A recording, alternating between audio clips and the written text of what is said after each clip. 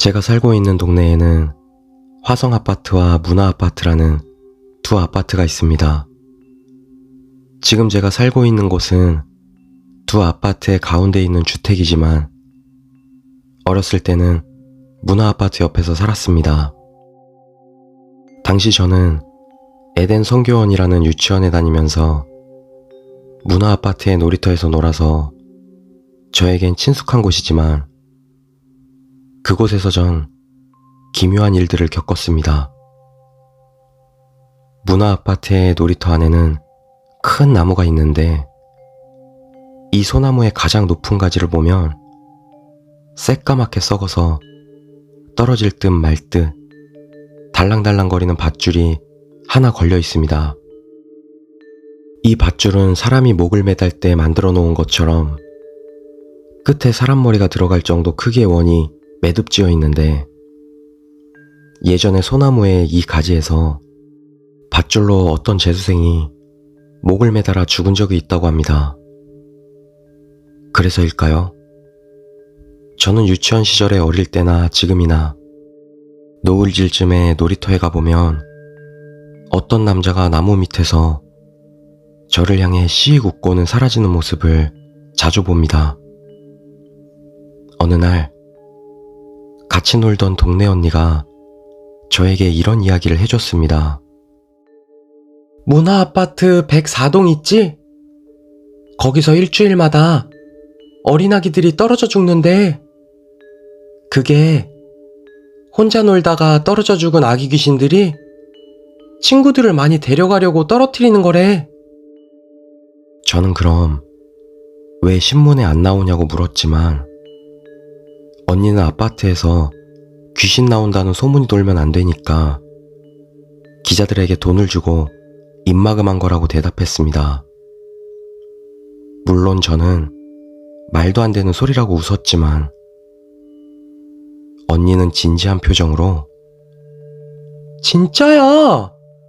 맨 처음 아기가 떨어져서 죽은 시간이 6시라서 지금도 6시만 되면 바람도 안 부는데 그네가 끄떡끄떡하고 움직인대 라고 말하는 것이었습니다. 마침 옆에 있던 제 친구가 손목시계를 보고선 6시다 라고 말하였고 저희는 언니가 한 이야기가 진짜인가 확인해 보려고 그네를 쳐다보았습니다. 그리고 6시 정말 바람도 불지 않는데 그네 4개가 끼익끼 움직였습니다. 실바람 때문에 움직이는 것이라면 살짝살짝 움직여야 되는데 그네는 정말 어린아이가 탄 듯이 점점 속도가 올라갔고 저희는 너무 무서워져서 비명과 함께 도망쳤습니다. 그러나 잠시 후 그 언니가 엄마가 아끼는 손수건을 두고 왔다며 울먹거려서 모두 함께 놀이터로 돌아왔는데 그때까지도 높이 높이 올라가고 있던 그네가 우리가 손수건을 집어들고 돌아서려고 하자 스르륵 멈추는 것이었습니다. 그것도 바람 때문에 움직이다가 쓱 멈추는 것이 아닌 어린아이가 타다가 내리려고 발버둥 치는 듯 땅의 모래가 쓱쓱 파헤쳐지면서 말이죠. 정말 그곳엔 뭔가 있었을까요?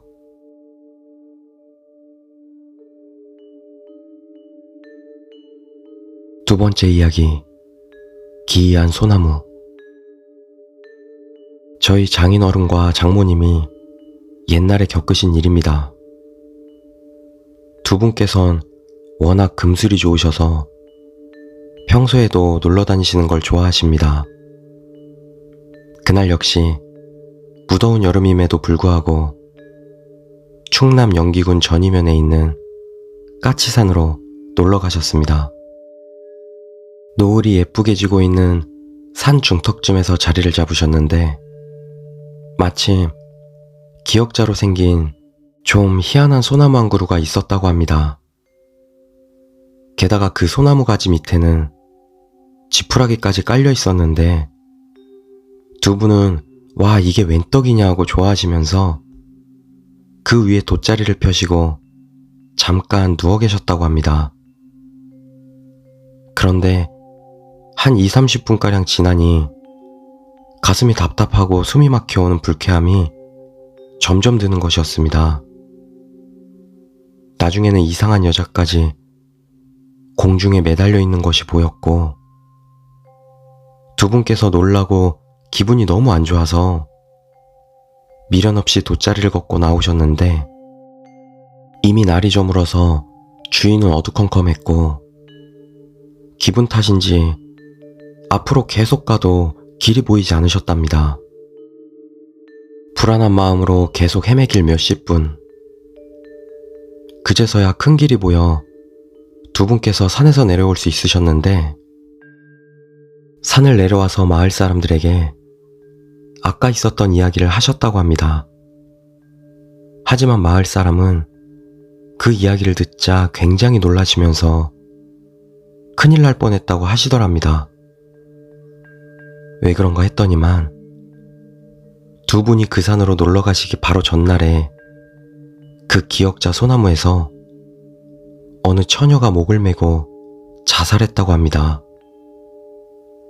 그리고 두 분이 산에 가시던 날 시신을 수습했던 거죠. 게다가 당시만 해도 옛날이었기에 시신을 수습할 것이 없어서 처녀 시신을 지푸라기로 덮어 놓았었는데, 두 분이 밑에 깔고 있던 지푸라기가 바로 그것이었던 것입니다.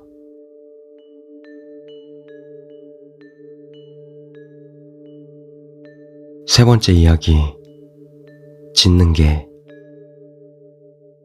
출근길에 느닷없이 친구 아버님께서 별세하셨다는 문자 메시지를 받았습니다. 여기저기 친구들에게 연락해서 장례식장에 찾아가기로 하고 하루 종일 일이 손에 잡히지도 않았습니다. 퇴근 후 근처에서 일하는 친구 하나를 만나 장례식장에 찾아가 모처럼 술을 마시며 친구들과 이런저런 이야기를 하고 있었는데, 자리에서 일어나기 얼마 전 집에서 누나에게 전화가 왔습니다. 어디야? 언제 올 거야? 집에 들어오기 전에 전화해라. 평소 장례식장에 다녀올 때면 집에 들어가기 전에 현관 앞에서 장례식에 다녀온 사람 등 뒤로 소금을 뿌리는 일이 있어 언제나처럼 그러려니 하고 집 앞에서 전화를 하고 대문을 열고는 들어섰습니다. 대문을 열고 들어서는데 집에서 키우기 시작한 지 석 달이 되어가는 강아지가 저를 보고는 마구 짖어대기 시작했습니다. 태어난 지 5달이 되도록 사람을 보고 짖지를 않는 강아지를 보고는 집안 식구들 모두 어디서 이런 멍청한 강아지를 데려왔나 주위 사람들에게 하소연 아닌 하소연을 했었는데, 미친 듯이 짖어대는 강아지를 보고는 한편으로 반갑기도 했습니다. 드디어 개로서의 인생을 시작하는구나. 그런데 문득 제가 장례식장을 다녀왔다는 사실을 깨닫고는 섬뜩한 생각이 들었습니다. 한 번도 사람을 보고 짖어본 적 없는 강아지가 장례식장을 다녀온 저를 보고 처음 짖기 시작한 것입니다. 현관 앞에 서 있는 저를 보고 한참을 짖어대던 강아지는 현관문을 열고 나오신 어머니께서 제 어깨 너머로 소금을 뿌리자 그제야 평소와 같이 바닥에 드러누워 만져달라고 깨갱거리기 시작했습니다.